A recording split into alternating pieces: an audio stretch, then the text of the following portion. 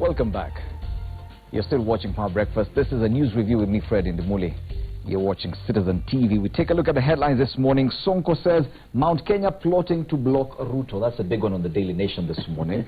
Nairobi governor claims leaders from Central Region are holding night meetings to strategize on how to tame 2022 ambitions of Deputy President. Among the plans being discussed is a pitting of a Mount Kenya candidate against Ruto in Jubilee. How true is this? The story continues on page 6. Let me introduce my panelists this morning. Peter Mathuki, Secretary General, Wiper Party. There's a lot to be discussed, especially to do with NASA and what's happening in NASA. We do have Peter Mathuki, Secretary General, Wiper Party. Next to him, Beatrice Elachi, Speaker, County Assembly of Nairobi. Your governor has been quoted on the front pages. It would be nice to hear your opinion on what he said. And last but not least, Richard Onyonka, MP, Kitutu Chache, a member of Ford Kenya Party. Yes, your party leader as well is on the front pages today. Yes. But on one side, Wetangula, I will tame the hyenas in NASA. That's the story there. On the front page of the Standard, yes, it features on the top strip, at least the photo, because the headline reads, Raila tells of critics of Uhuru deal. There's a very different headline on the Standard this morning. When a camel is worth a man's life.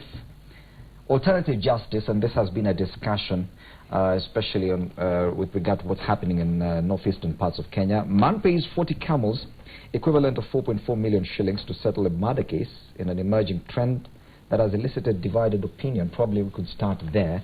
Alternative justice, where the community sits and decides what you should do after committing a crime. This is very controversial, but it has worked in certain parts of this country. Of course, for many of us looking at that, it's not something probably we have experienced from where we come from. But it does work to some extent. But when it comes to cases of murder, capital offences, surely the state should take over. Don't you think, Bwana Mathuki? You know, thank you very much for hosting us this morning. Let me tell you about this alternative justice. Go to countries like Rwanda, where they have used the traditional ways or methods of sorting out even the bigger issues, given that where Rwanda has come from, the genocide situation, which were even major issues where people were murdered in millions. And therefore they said, using the ordinary judicial system, it may not work, may be too complicated. Remember, the judicial system actually used in some of these African countries is borrowed from the West. And we have our own ways of thinking like Africans.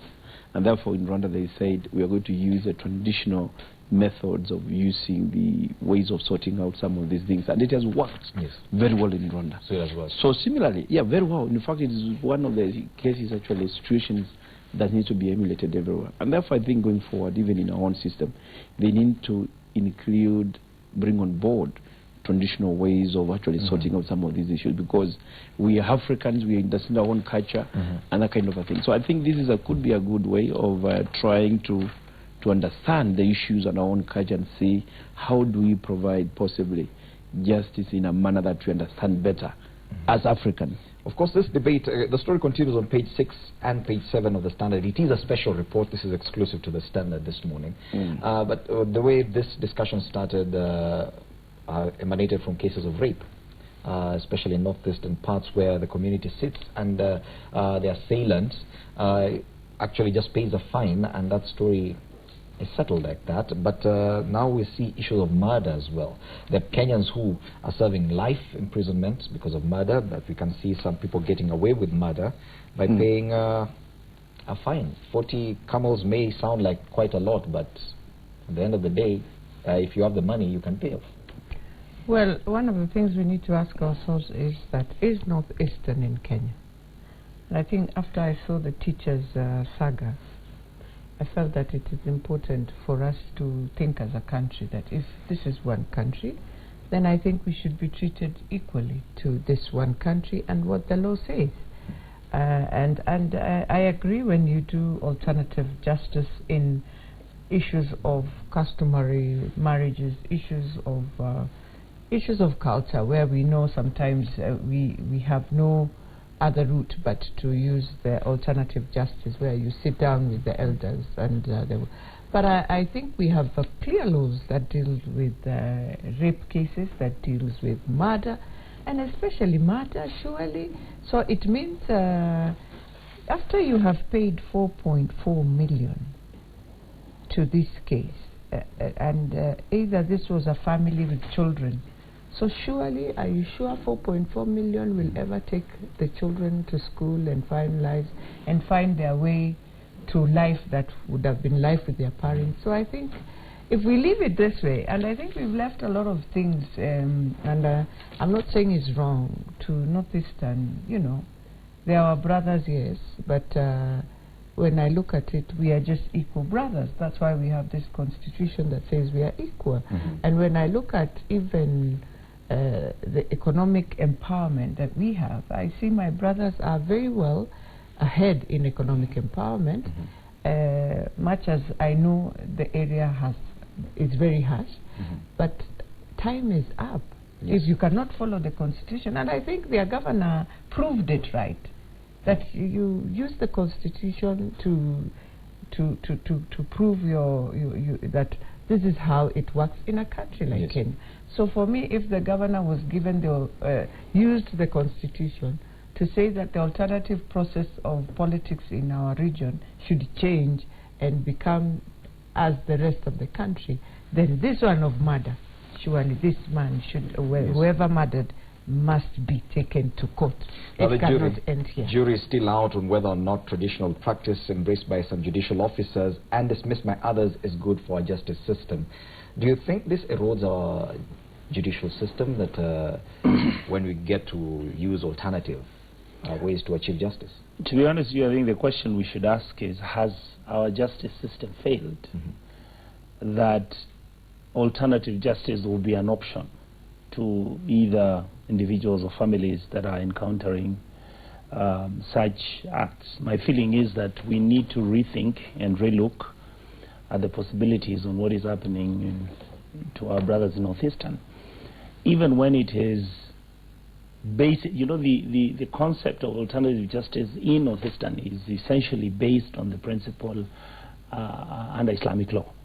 And it's based on the aspect of forgiveness, of redemption, and therefore it's only God who has actually a right to punish you. That's essentially the thinking. But to me, such matters, we need to rethink our laws to the perspective that even when we had alternative system in Rwanda under the Gashasha courts, you still had to get somebody go through the legal system up to the point where the courts would then ask the victim and the perpetrator whether they were willing to accept to be taken to the Gashasha courts, and whatever verdict the courts would give would be final and binding. I think we need to use that process also.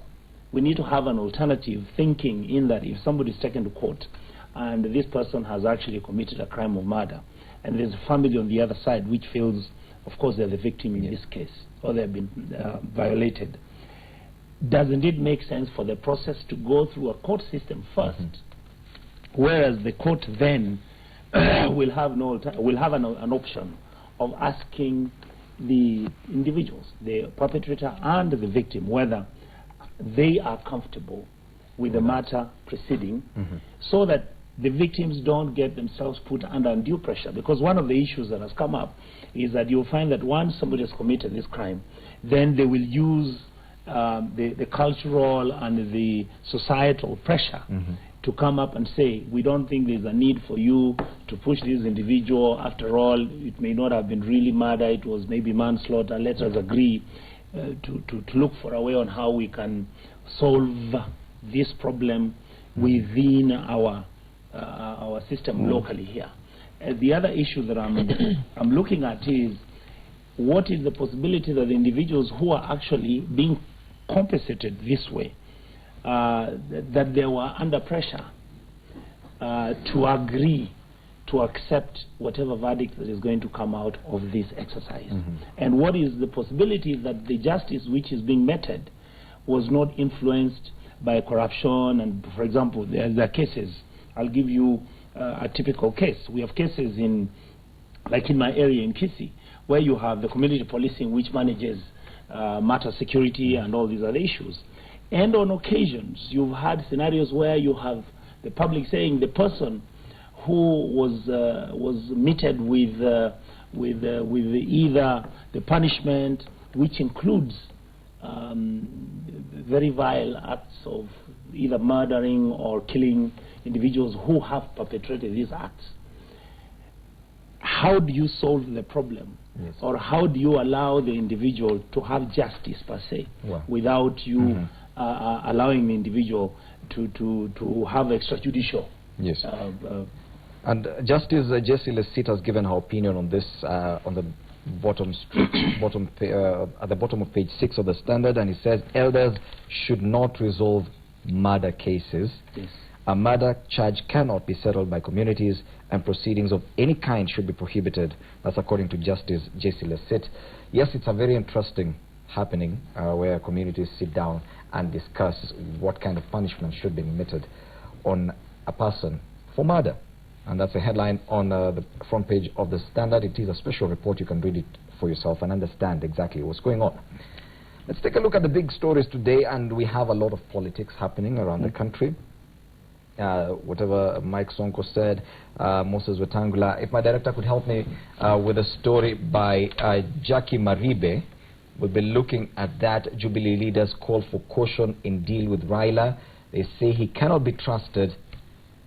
Yes, we do have it. Let's run it so that you can get the bites as they came. Sunday, a section of Jubilee leaders would take on NASA leader Raila Odinga. They claim Odinga's alleged insincerity in the wake of the Harambee House steps handshake. While joining faithful at the Runda PCA church today, the leaders claim that Odinga was not to be fully trusted, saying support for Deputy President William Ruto's 2022 bid should not face any opposition. Tunapenda hiyo handshake, tunakuunga mkono pamoja na president wetu kwa hiyo handshake, lakini sisi hapana amini former prime minister. Saa ile mkienda pahali uambiwe muombe, usikubali kufunga macho. Wacha mikutano wa mipango ya kando. Unatuma politicians kuambia deputy president ati hatuna deni na wewe. Nani amekwambia deputy president ako na deni? Your Excellency, wananchi wa Kenya wako hapo hiyo mambo ya unity. Nimeona Weta na Musalia wanazunguka Western wanasema ati Raila amewasaliti kwa kutafuta umoja.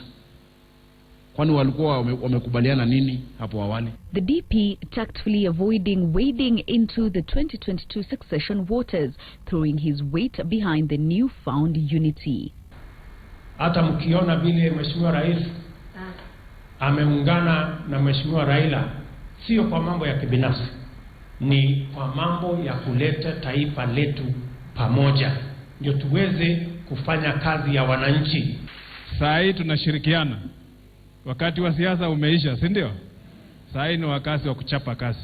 National Assembly Majority Leader Aden Duale and Murang'a Senator Irungu Kang'ata separately asking Odinga to not only work with Kenyatta but support Ruto's 2022 bid. Tunamwambia Mheshimiwa Raila Odinga, wewe tulikusaidia 2007 tukakufanya prime minister.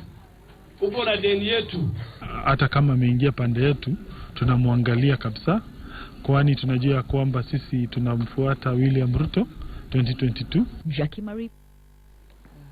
Well, that's a big headline on the front page of the Daily Nation today. Mount Kenya plots to block Ruto. That's according to Nairobi Governor Mike Sonko. The story continues on page 6. And if I could read this, allow me to read this quote directly. We are aware that some politicians have been holding night meetings in Nairobi to craft plans to support one of their own in 2022. This Sonko, the Nairobi governor, saying this yesterday. Now, it would appear, because up until today, after that handshake on the steps of Harambee House between President Uhuru Kenyatta and former Prime Minister Raila Odinga, there was quite some upheaval within NASA and NASA affiliate parties. Well, NASA is yet to recover from that, and we'll get to that point to discuss what's happening with NASA. But up until now, there was total silence from the side of Jubilee, that no one was talking about any negative issue with regard to that handshake. But it would appear that that silence was not really genuine. Now concerns are coming out. People talking about plans to block the deputy president from in as far as his 2022 ambitions are concerned. Did you think at any point that silence was genuine? I would start by saying that, where there is smoke, there is fire. And somebody at the level of the governor of Nairobi, Sonko, actually saying this, I'm sure he can't say it from nowhere. And this is to say that much as, of course, have been said about NASA and how the issues on NASA, I think it is time for Jubilee as well to internally reflect and see whether all is well. And given this treatment and what has been coming out, obviously it has not been well within Jubilee. And it's good also at some point, some of these things to come out and people discuss openly. I can tell you from where we sit that it is not, and even it was even confirmed. Was it yesterday? Raila was saying none except him and Uhuru knew what was happening. And therefore, even at some point, you remember some people in Jubilee were pretending to have known in advance as a discussion. Now it confirms that nobody knew, including the deputy president. And that is to say that much as, of course, there are a number of issues and whatever has been happening within NASA, similarly there are still issues. So many people are unhappy with what is happening within Jubilee. And I would say, obviously, if I were Ruto, I would have every reason to worry. Yes. Because as a deputy president at that level, and you didn't even know basically what was happening within this, and therefore all of a sudden you see your boss discussing with somebody who has been an opponent, obviously you must, and at some point how you have related in the past. And therefore I think he has every reason to worry, though I can say politics in Kenya are dynamic. And even as a day in politics is too long and things will change, I know, going forward. But I think the beauty is that nobody, even up to now, to be very honest, knows what it contains in this handshake. Yes. And Madam Speaker, of course, this is the first time we're actually seeing a headline talking about what's happening in Jubilee with regard to that handshake. It's been NASA this, NASA that, Fort Kenya this, Kalonzo says, Raila does, but now finally Jubilee is on the headlines with regard to that handshake and the kind of suspicion that is actually being met on that Unity Pact. There are two things I always wonder about my country. One, we pray so much to God, help our leaders, let these two leaders meet so that the country can come together. Now, you have prayed and God has answered this prayer. How he has answered it? In a different way, the way people would have expected, which is okay. And now here the two leaders are two families that I always say, I think a few of us just say about it, many people fear about it, that these are two families that have run this country from 1963 to date. That when you look at those footsteps we have gone through as a country, if they are apart, the country is so apart, we are so divided, we have been taught how to know how you are a Mukisi, I am a Luya, I am a Siji what, and now we are saying in 2022, this thing is, we are finishing this process. Fred Indumuli, if you want to become a presidential candidate, you have a right to become in 2022 with no regards of thinking where you are headed, because it's as you think, it is issues that you're bringing on the table. So for me, first of all, for anyone to think that the deputy president can fear either, I think it is wrong, because one, the deputy president of this republic is the one who made Raila Odinga to become the former prime minister. And he knew, and he worked with him, and therefore he knows what my former prime minister is, his character. He knows how he will deal with that character at that time. I don't know why we are even fearing, because in the end, for me, I see a country where we will sit down, and maybe at that time, it is up to the president who has worked with the former, with the deputy president to keep his word. And I believe my president will keep his word. As a person, he will keep his word. Okay. Now, when you get to the community, definitely there will be a presidential candidate. You can't, even during the president's time, Uhuru's time, there were presidential candidates. There was Martha Karua, there was at that time Peter Ken in 2013. They were there. In 2017, again we had others. So it does not mean that we don't have those who have never disagreed with Jubilee and they're in Central. They are there. And there will be presidential candidates. So for me, it is for us. And for us in the team of the Deputy President, we know where we are headed. We know what the strategies are. For me, the most important thing is, if this handshake would assure Kenyans that the President is able to deliver the big four, that we are able to see in Kisumu is thriving, Coast is thriving. I mean, those are the things we want to see. Nairobi is thriving, Murang'a is thriving, and the whole country will be able to benefit on the big four. But for the then governor, I think we are for the governor to come out and actually say this, well, this is not a simple allegation. I listened to my governor, and he did not say, in his words, well, he did not. The words I've had, the bite I've had. I've just read the quote on the Daily Nation. He never said that. He said. Should I read it again? Well, on the Daily Nation. Because media also can put sensationalize it to become now an issue. But for me, he said, we are aware that some politicians have been holding night meetings in Nairobi to craft plans to support one of their own in 2022. That is okay. What he said. He's saying the truth because he's the governor of Nairobi. He knows maybe people are meeting. But politicians do meet. Even in NASA, I know they are meeting now. My leader is meeting. We'll come to NASA. But when it comes to this suspicion, probably it's informed by history. Raila Odinga joined KANU, and the Jogo disintegrates. It disintegrated. Yes. He worked with Mwai Kibaki and the Grand Coalition. We know how that went. Surely, anyone seeing Raila Odinga getting close to President Uhuru, of course, there will be jitters. That's true. Fred, where we are today in Kenya is actually between a rock and a hard place. It is true, like my sister has just said, many people in this country, including me, were actually saying this country cannot be allowed to be split the way it is. But I was arguing from that perspective with the assumption, the way NASA was saying that at some point we must have structured discussions and negotiations with the President, and that is why people like me had said, well, let's give Uhuru his legitimacy, because after all he's been sworn in and he has the instruments of power. He has the capacity now to negotiate with our side, which is the opposition side. And there are outstanding issues which have been put on the table for a long time, even before the elections. All right? And one of the issues which has constantly been brought out here is the issue of electoral justice. The most difficult thing that you have right now is the President and the Prime Minister went alone, sat down, came up with an agreement between themselves, and their side and our side, nobody knows what they discussed. So the complexity you introduce here is very simple. Was this an agreement signed by two individuals? Because like she has said, these are two families that have ruled this country for 60 years, and therefore it was a gentlemanly handshake whereby they're saying, now let's be friends. You know, we've always been friends. And in fact, let's agree to be kind to each other.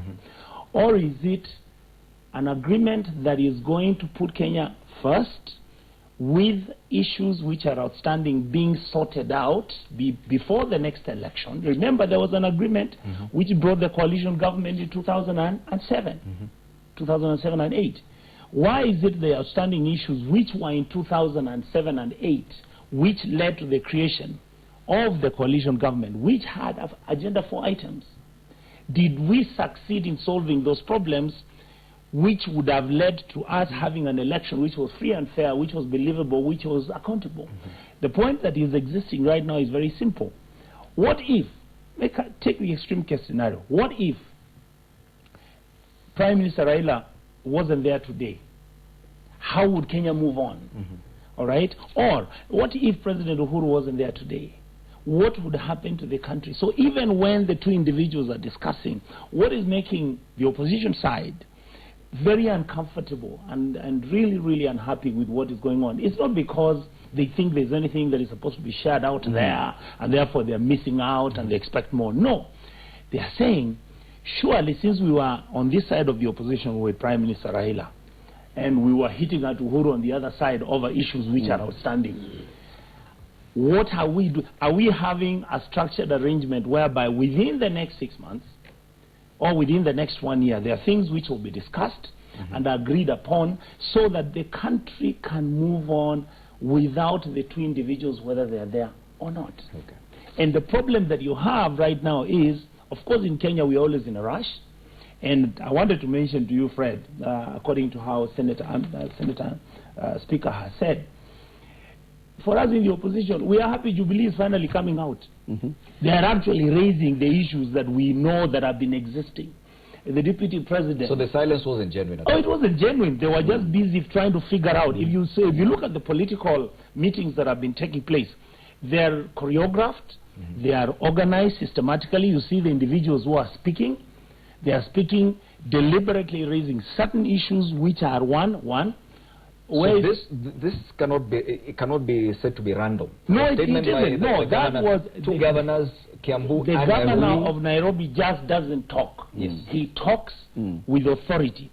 That authority is for Kenyans to conjecture. But I can tell you as a politician that I am sure the team from the Deputy President side is aware that Governor Sonko was aware that he was going to raise that issue. Yes. But the DP was very clever not to get into and it. And the governor for Kiambu was there, and he said the governor for he was Kiambu, even more blunt. Exactly. And him now, the governor of Kiambu, is busy hitting at Prime Minister Raila, saying that, you know, with Prime Minister Raila, you don't sleep. Yes. Which means he's actually raising, doubts about this agreement itself, the way the NASA side is raising doubts. And one would hope that this matter will be, there could be a structured approach to this handshake. Okay. Because right now, it is a handshake which is just barely, or which is simply a handshake. Okay, but even as we go on a break, and I want to put across a very interesting question. Yeah. How come the suspicion is only against one of the two gentlemen who took part in that handshake? How come everyone is suspecting ill motive, or suspecting Raila Odinga of ill motive? The president was there. Yeah. How come no one is talking about what the president wants in this? Doesn't the president have a plan? Everyone is talking about Raila Odinga. Do not trust that guy. Do not trust that guy. Why is no one saying even Uhuru Kenyatta could be having plans of his own? Two things maybe before we go to that. Yesterday, it can never be a coincidence to have three governors in one sitting where the deputy president is, and all talking and speaking in one-on-one. Governor Olelengu was there, Governor Waititu was there, and Sonko was there. And if you look at it and the body language of even the deputy president himself, it tells you that where he's seated, he's not pretty, I can tell you. And as a smart politician, I know it is upon him now to be strategic and calculative going forward. But I think, you know, I said, and you rightly said that the history is there. And of course, the situations where they may borrow from what happened when Raila entered into an agreement with Moi. And again, when Raila entered into an agreement with Kibaki, where again things, of course, according to them, may not have worked, and again getting to an agreement with Uhuru. And therefore they are saying, we are not very sure, because how comes Raila has come on board unconditionally? NASA has been having almost 5 points agenda: the issue of electoral justice, strengthening judicial system, police reforms, the devolution, and the executive. And now we go into an agreement that is simply signed with the issues, the 4-point agenda that they're talking about is seemingly what is more visible in this agreement. So what is it? This is not the Raila we know, honestly. Raila is somebody abrasive and would always have his side. But all of a sudden he seems to be okay with what is happening. He signs a document written, President Uhuru Kenyatta, and the written Raila Odinga is not even now this time around people's president. And therefore people are feeling there must be something that this could be. But the most important thing, according to me, is that whatever is happening in dialogue must be people-centric, must carry people on board, must ensure that it's anchored on national and public good. Because if that is not the case, then of course again we'll be wasting time. Madam Speaker. Well, you know, politics is selfishness, and you must be selfish to yourself. So I agree with my former Prime Minister. He did what politicians just do, be selfish and ensure you take care of your space. And he realized, if I don't do this, all that I have done for all the years is about to just go down the drain. And for him to come back That's the only way he has brought back himself as a statesman. And I salute him. That's why I always call him an enigma of politics. So for us, we have to learn a lot of lessons. Who is supposed to learn in this? It is the Kenyan. The Mwananchi who thought, when I go sit down in a funeral of Mukisi and I am Jubilee and his NASA, we cannot even take our bodies now home. We now need to understand that in politics, people are very selfish. They take care of their spaces and they ensure. Because if my former Prime Minister was not selfish, then you don't go with your daughter. Then you go with the team. But he knew, here is me, and I have built these people. Yeah, he has built them, to be very honest. It is through him that NASA thrived, let us be honest.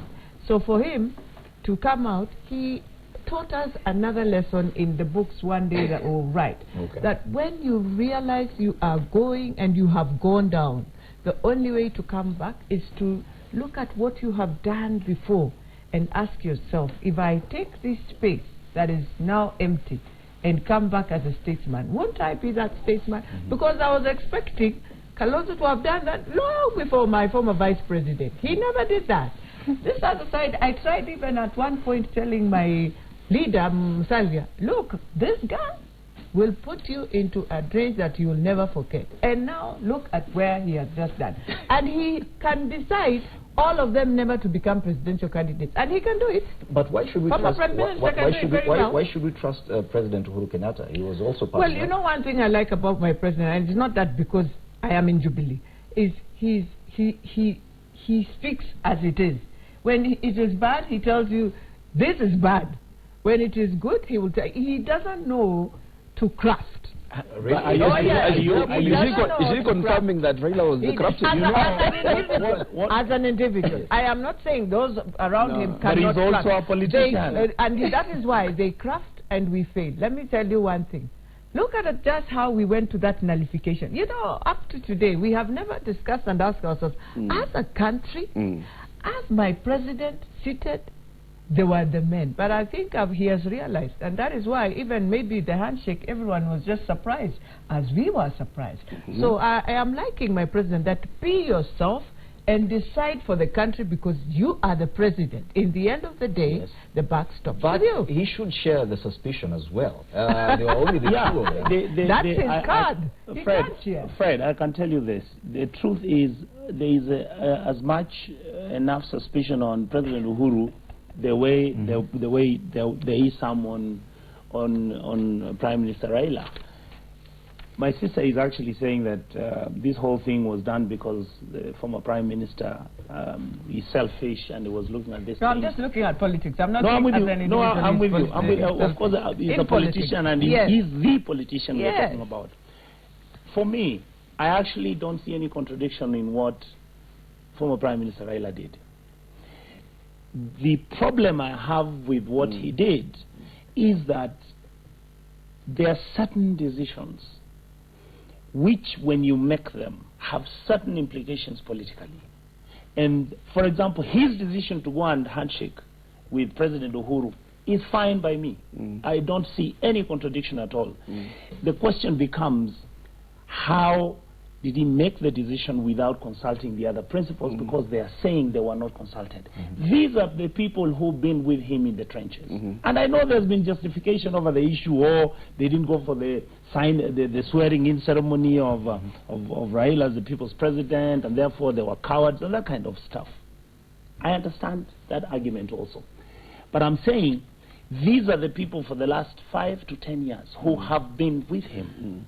So either, like she's saying, he's an extremely selfish individual, and history will end up judging him that way, or he basically took rule number 15 on the rules, 48 rules of power, which says you reinvent yourself as frequently as you can, so that you create a new product out of you, and therefore the public, who are the people who are basically your employers, begin to think they're buying a new product, and yet it's an old product.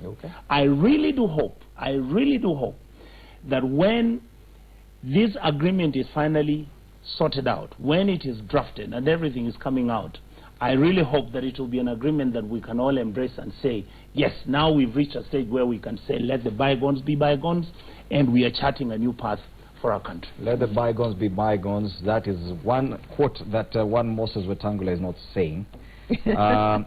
He is on the front page of the Daily Nation saying, I will tame the hyenas in NASA. And he said yesterday, you can keep that Senate minority seat. I do not need it. I do not want it. We'll be discussing that headline when we return from the break.